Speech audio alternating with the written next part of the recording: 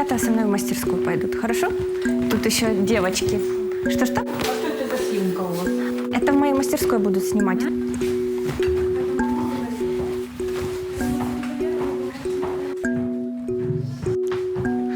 Тут провалилась одна ступенька.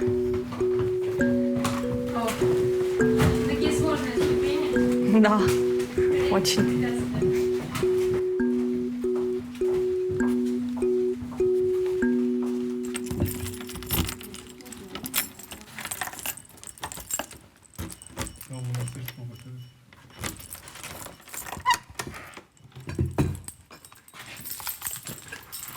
Ой, ребята, простите, я тут... Вы заходите, но я тут кое-что поправлю, потому что тут чуть-чуть безлад.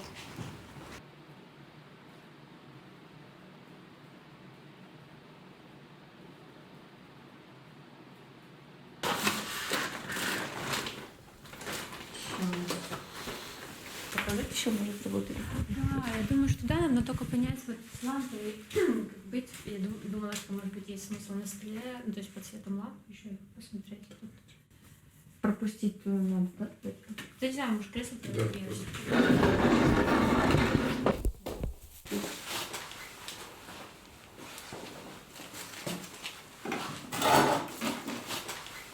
Под лампу пропустить, пожалуйста.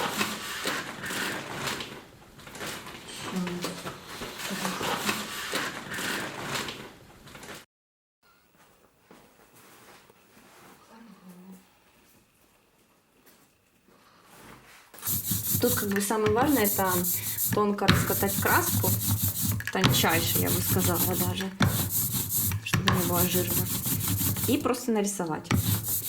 А краска все сделает за тебя. Смотрите, самое стрёмное — это когда вот так вот, вот это. Когда ты слышишь, как краска, она просто, вот этот звук, слышите? То есть это, знаешь, что ты вообще ее не раскатал, вот это вот. Ну, то есть оно все как бы на валике остается. А самый смак — это когда ты тоненько-тоненько раскатал. Монотипия — это вообще самая свободная техника из всех печатных техник. Можно накатать краской все, что хочешь, и через станок прокатить, и это будет оттиск. То есть это будет уже работа готова.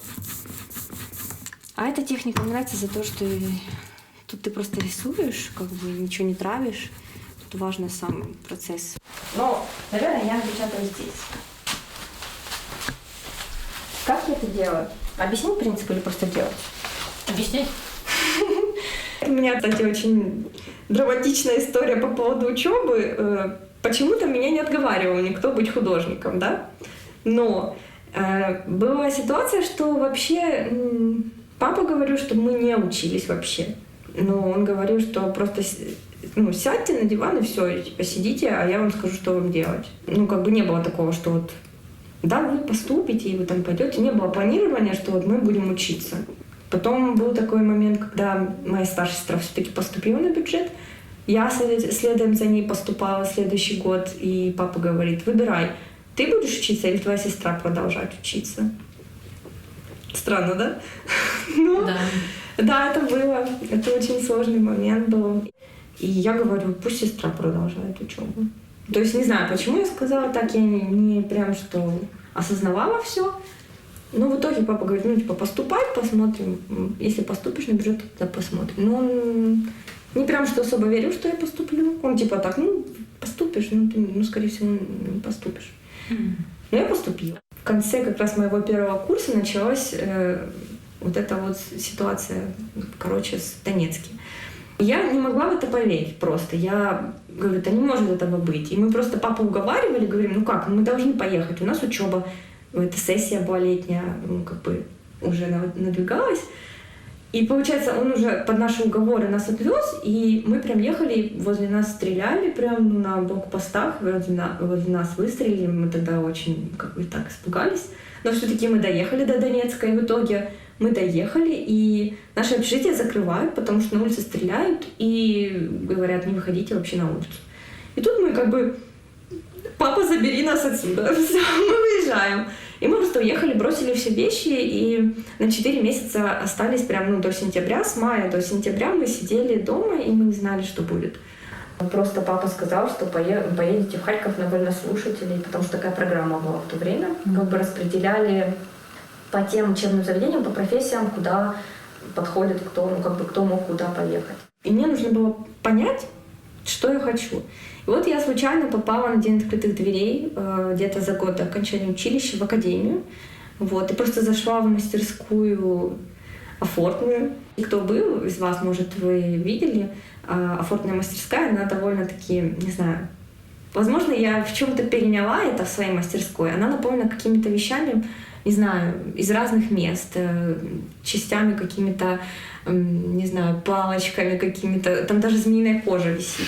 Ну, там такие штуки, что можно часами просто рассматривать. И очень-очень много примеров работ, ну, графики печатной на стенах за разные годы. Ну, очень-очень старые чаще всего. Каких-то художников, графиков таких знаковых. Это такой момент, я его до сих пор помню. Я зашла туда, я все это вижу, как бы я не понимаю, что это, и не понимаю, что тут делают. Но я поняла, что я хочу быть здесь.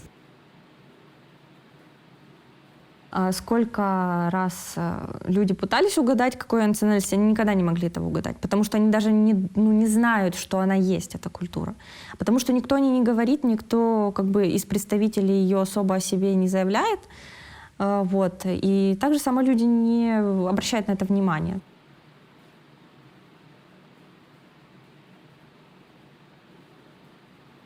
Как я ощущаю принадлежность к ассирийской культуре, это выдернутость из земли, потому что нету родной земли, нету дома, то есть где-то он в истории записан, то, что факт, что существовала когда-то такая страна, но по сути ассирийцы нигде не дома, ну и никогда не будут, то есть это ощущение вот везде быть гостем, но нигде не быть дома.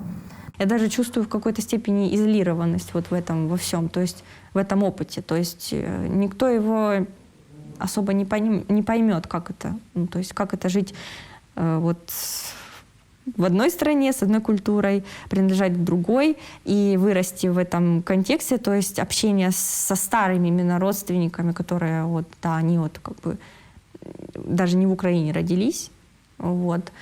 И нету молодых людей, которые об этом думают. И вообще думают, что об этом надо думать, то есть или что-то обсуждать вот по этому поводу. И исходя из моей семьи, вот как бы из людей, кто чем занимался, кто как жил, я вижу, что, наверное, то, что я появилась как бы на стыке двух культур, это и есть то противоречие, которое я могу, ну, как бы, которое я могу выразить и сказать, что да, эта культура, она как бы, наследники ее, ну, да, возможно, что-то в них осталось от той державы, которая была, ну, от тех людей, которые много чего достигли еще в древности, но то, как они живут сейчас, это не боги. Ну, то есть не надо бояться говорить о том, что они не идеальны, хотя этого никто не говорит. Ну, то есть не принято. Или ты прославляешь эту культуру, то есть ты говоришь, какая она великая, и как жаль, что у нас нет страны, и нам некуда вернуться, или ты скорбишь о печальной судьбе своего народа. То есть нету критики вообще. Получается, все песни, все картины, вся культура как бы, ну, на этом как бы строится. Ну, то есть мне кажется, что этого очень не хватает, переосмысления. То есть молодыми людьми. Ну, этого нет. Мне кажется, невозможно подходить к сохранению культуры совсем не оглядываясь на то, что есть сейчас как бы в мире. То есть современный человек, на мой взгляд, не может жить без свободы, не может выражаться без свободы, которая, вот, как бы сказать, эта культура не подразумевает. Ну, особенно для женской половины представителей этой культуры. Я просто считаю, что женщины могут очень много привнести, и исходя из этого, что надо просто оглядываться, где сейчас мир в этой повестке. То есть не давать женщине одну какую-то роль, а тоже давать шанс и возможность говорить о том, что они переживают. Потому что, может, это ничего я необычного не скажу, но женщине отводится определенная роль, и за эту роль она не должна выходить. И она особенно критиковать и говорить что-то, что не понравится ее отцу, брату, дедушке, мужу. То есть это, сейчас это зависимое, даже сказать, я бы так сказала, существо. Я не знаю, мне очень грустно это говорить, но я не хочу, чтобы женщины в этой культуре так себя ощущали, потому что я вижу опыт моих родственников, и мне очень грустно, что это так, потому что на самом деле силы очень много, и порыва, и что-то делать, и но очень-очень все лимитировано, свое выражение. Ну, то есть буквально до того, как надо просто опустить глаза и вообще даже не смотреть в глаза никому. Я просто не могу это принять, не могу. Потому что я сама тот человек, который говорит, и в то же время во мне борется то, что я говорю, и сама думаю, я так много говорю, и думаю, а почему я не могу говорить много? То есть я сама уже себе что-то, сама себя как-то ограничиваю и понимаю, что это как-то уже вбито в голову. И от этого очень грустно становится. Я не хочу быть консерватором, это точно. Это уже невозможно. То есть моя жизнь возникла из противоречия, потому что мой папа — это представитель восточной культуры, моя мама — это украинка. И тут уже был конфликт. То есть это невозможно было уже сгладить. Маме пришлось вписываться в эту культуру, но она не смогла в нее вписаться. И я понимаю, что до конца идеальной представительницы, идеальной по всем правилам я не буду и уже никогда не смогу быть. И именно эта дистанция помогает мне увидеть, наверное, то, что не могут видеть люди, которые живут по всем правилам. Я сейчас почему в телефоне, я просто записывала некоторые тезисы. Я просто уезжала, я вчера только ночью приехала, уезжала в свой родной город. Это было чисто ради искусства, в общем. Я же готовлю выставку в октябре, и это как раз посвящено теме моих корней и национальности. Каждый август, каждое 28 число — это национальный праздник, очень важный, и он религиозный. Для меня это языческий больше праздник, потому что приносится в жертву животные, чаще всего это баран, и потом варится это блюдо, называется это духрана, это на ассирийском, и считается, что это, такая жертвоприношение и очищение, и нужно как можно больше, чтобы людей попробовало это, то есть нельзя оставлять это блюдо оставлять дома, то есть его надо очень много людей пригласить, и чтобы они попробовали это тоже, то есть разделили, так сказать, эту пищу. И с этим связано много моих детских воспоминаний. Я хочу сказать, что это, наверное, один из тех факторов, который привел к тому, что я не ем мясо. Уже 2 года точно. Мне никогда оно не было приятно. И этот факт, что родители, не родители, но больше папа, он был, и бабушка, и дедушка со стороны папы, он был за то, чтобы мы с сестрой, со старшей я и старшей, у меня еще младшая сестра есть, нас 3 родных сестер, и мы вдвоем поехали, нам папа сказал, что мы поехали посмотреть, как это происходит. И это очень страшно на самом деле. Это было так происходило, что много-много людей, то есть наших родственников, друзей, все ассирийцы собирались в круг, и был в центре бык, и тот, кто его должен был обезглавить. И просто я так вспоминаю, что я не смотрела на это сама. Это было достаточно тяжело просто морально. И мы просто с сестрой обнялись и плакали просто, потому что это было страшно.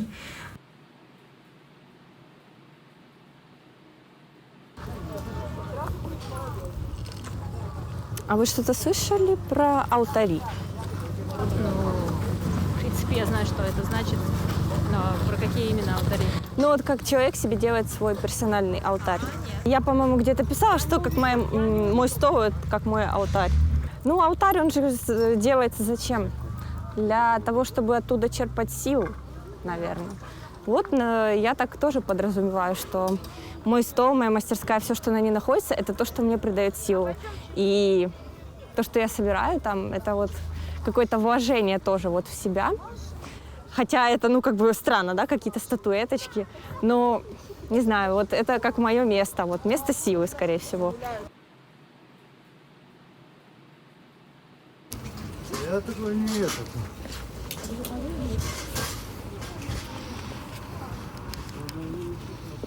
Можно полметра?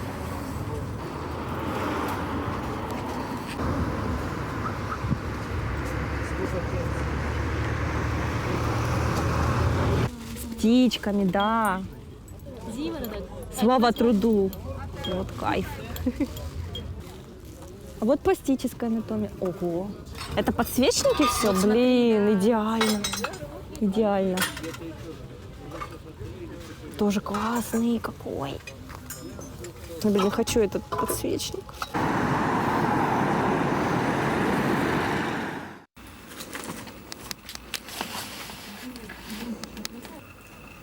Еще нет съемки, да?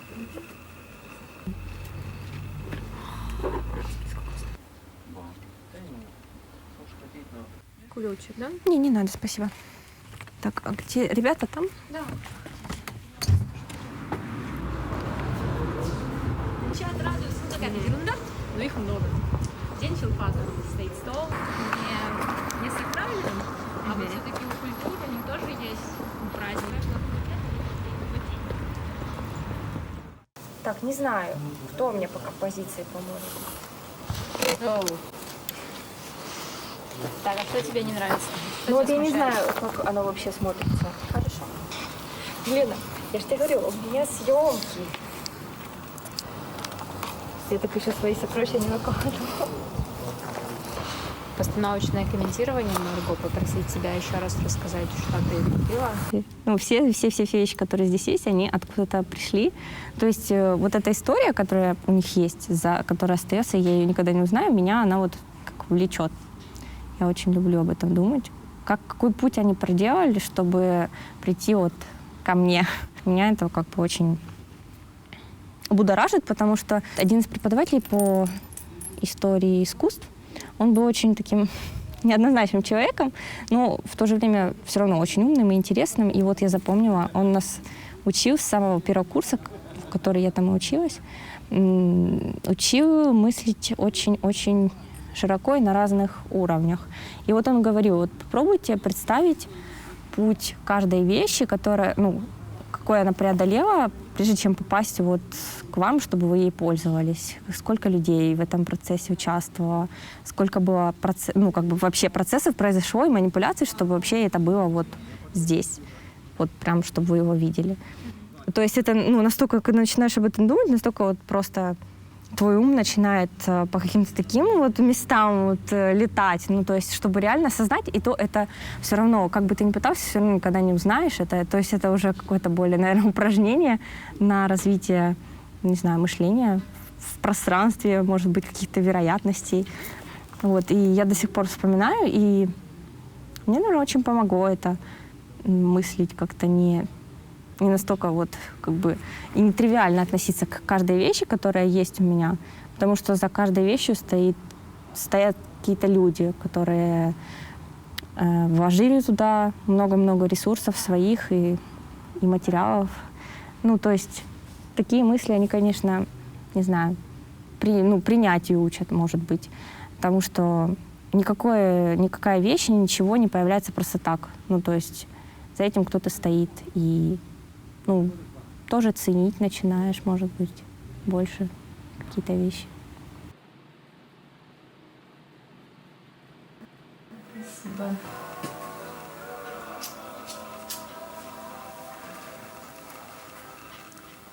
А я еще очень долго думал, когда на карандаши качалась, зачем я зажигалка. Я думал, может, они как-то карандаш греют в какой-то момент.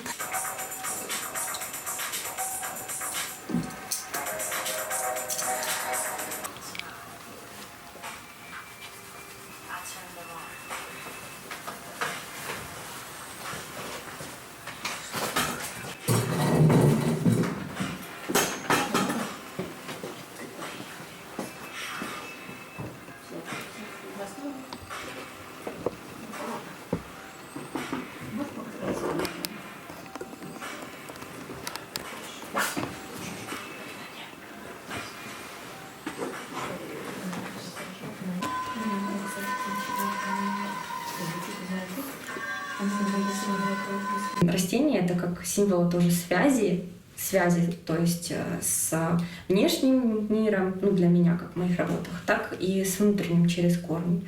Вот. И возможно, да, что даже это может быть символом человека, который отрезан так же само, а может быть даже просто символом цветка. Например, у каждого цветка даже есть свой, ну, то есть смысл иногда. То есть какие-то цветы растут вам там в определенных местах, и люди наделяют их какими-то свойствами. У меня есть такой цветок, вот как бы я его видела у себя, ну, в детстве, пока росла, на огороде он рос, и он называется царская корона. Вот. И его дала семена, его еще моя прабабушка, например. И сейчас я понимаю, что ну, то есть этот цветок, он как бы называется царская корона, да? То есть уже предполагает какое-то величие, да? И недавно я вот осознала, что этот цветок, если я его изображаю, я точно знаю, что я его изображаю со смыслом, что это для меня символ ассирийской культуры, например. Ты говорила про цветок идентичности. Да. Я когда закончила ее, вот так перед ней встала и вот так смотрела на нее долго. Это было уже очень поздно ночью. Вот. И я поняла, что я как будто сделала то, ну, то есть, как бы сказать, то, о чем думала, но не выражала вот конкретную мысль. Тот цветок, он как вот эта культура людей, которые за нее держатся. То есть она большая, но как бы по сравнению с теми маленькими людьми, которые ее обнимают. И вот этот большой, вроде могущественный цветок, прям бог какой-то или богиня. Но она вырвана из земли, то есть она висит в воздухе. Там нету плоскости, на которой она находится, или, ну, то есть она не в земле. Вот здесь можно увидеть, это маленький эскизик. И получается, эти двое маленьких человечков, которые обнимают ее внизу, это та часть, которая, вот, как бы сказать, говорит о том, что люди, вот, которые принадлежат к исчезнувшей уже как бы культуре практически, они за нее очень держатся. То есть, но эта культура имеет свои, конечно, недостатки. То есть она причиняет им боль. И эти шипы символизируют боль.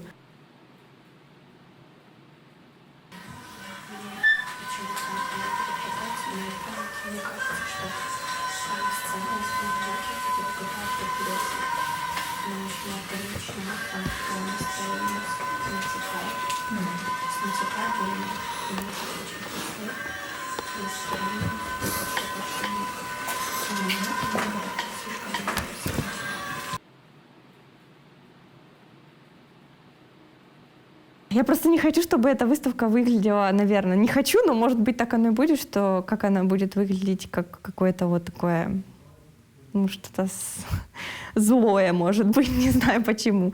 Потому что я смотрю на свои работы, и иногда я сама не понимаю, почему я в них вижу, ну, то есть пока их делаю, как бы я этого не вижу.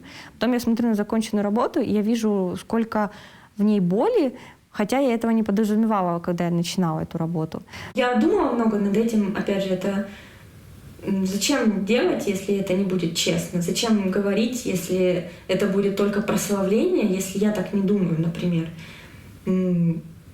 Да, типа цивилизация древних шумеров — это великая цивилизация, но люди, которые живут сейчас, это просто люди, которые, наверное, пытаются сохранить то, что было, но это невозможно. Можно только сохранить и передать детям, а дети возьмут то, что им близко. Ну и важно, наверное, не говорить им, что им брать, а что им не брать. Или как на это реагировать, или что говорить и что не говорить, как относиться. Или... Ну, то есть у меня всегда было такое, что у меня такой конфликт. Я думаю по-другому, но говорить это никому нельзя. Вот. И я даже сейчас в какой-то степени боюсь говорить, потому что есть такое вот, а что они обо мне подумают, да? А как они ко мне отнесутся? Но я выбрала, наверное, все-таки говорить, потому что я дала себе такой, не знаю, что ли, у меня обет, наверное, обет честности с самой собой в первую очередь, потому что когда нечестно, я не могу просто жить спокойно. Просто это для меня, наверное, самый важный принцип честности. И когда я чувствую, ну, вот эту фальшь, в первую очередь в себе, когда я понимаю, что я не говорю, мне очень тяжело становится внутри.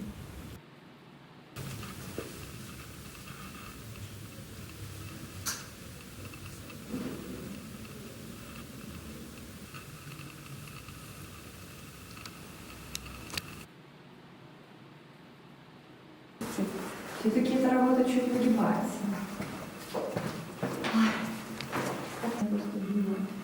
А сколько тут работает?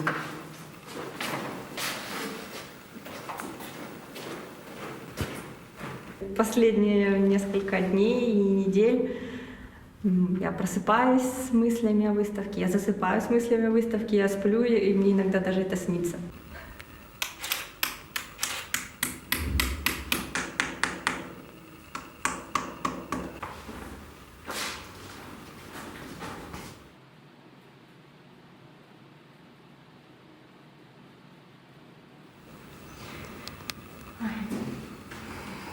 А вы видите, сколько времени?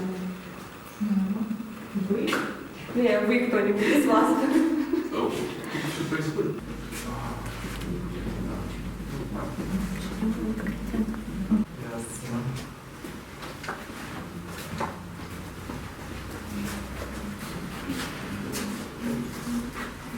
Скажем пару слов. Меня зовут Марго Саркисова, и я наполовину ассирийка и наполовину украинка. Я говорю про это сразу после своего имени, потому что считаю, что это как раз основная причина, почему этот проект стал возможным. И хотела бы уточнить, что вообще про ассирийскую культуру или говорят хорошо, или не говорят ничего. И осознавая этот факт, я беру на себя ответственность говорить об этом опыте через свою правду, через свой субъективный опыт. Это своеобразная попытка приоткрыть дверь в этот закрытый мир, неизвестный многим людям, жители которого чаще всего, они выбирают молчать.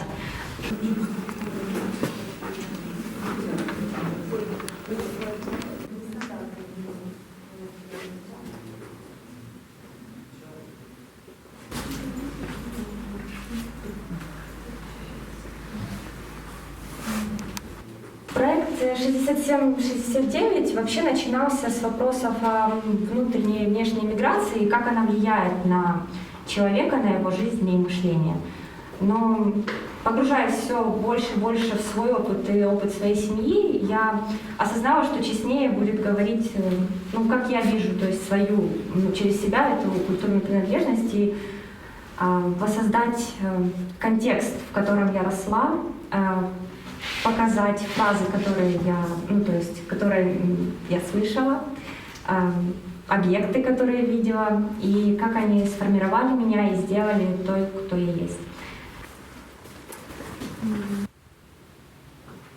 Такие, которые были знакомые, даже ассирийские афоризмы. Да, жертвоприношение, то есть он же живой все-таки, выгораживать любыми способами. Он довольно жестоко, очень большой, и такой магистр. Не так и сделать столько. Так лучше с нами. Спасибо. Это такое, правда, нелегко. Кто-то прям может загадать желание.